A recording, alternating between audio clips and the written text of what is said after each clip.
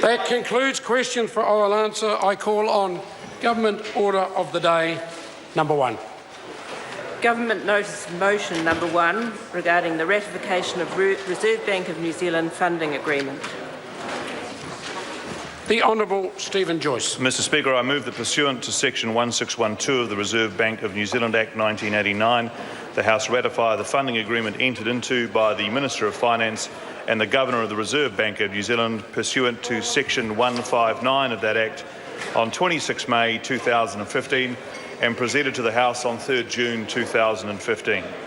Mr Speaker, the Reserve Bank's operating expenditure is funded from its gross income and apportioned under a 5-year funding agreement.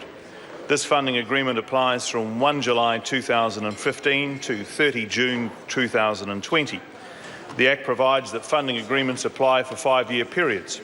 The current agreement expires at the end of this month. The Reserve Bank makes a profit each year and a dividend is expected to be paid to the Crown after allowing for the bank's capital requirements. Since 2008, the Reserve Bank's responsibilities have expanded in a number of areas, including prudential supervision of insurers and anti-money laundering compliance, as well as developing its macro-prudential policy capabilities and toolkit.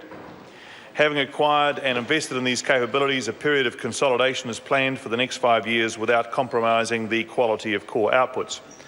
The agreement reflects the bank's recognition of the tight fiscal position.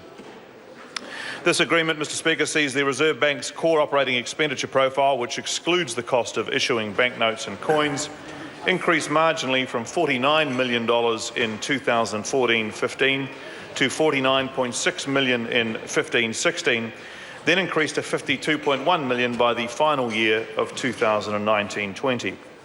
The increase in core operating expenditure over the 5 years is modest, averaging about 1% per year and below the target rate of inflation. Cost growth will be minimised as a result of cost-saving initiatives, including a restructuring of the workforce and operational expenditure that commenced in February of this year.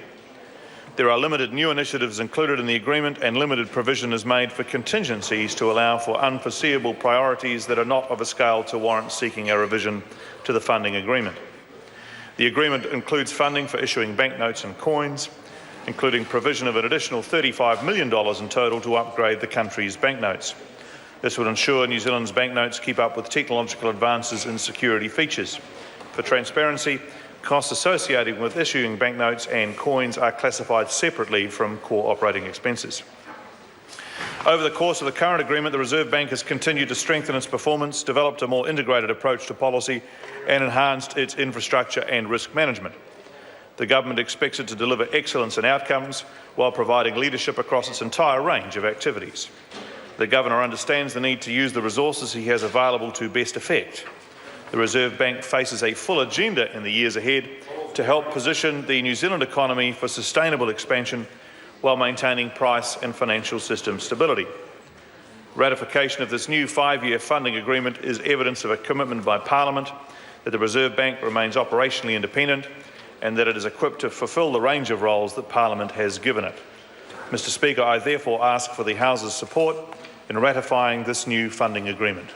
The question is that the motion be agreed to. Grant Robertson. Speaker,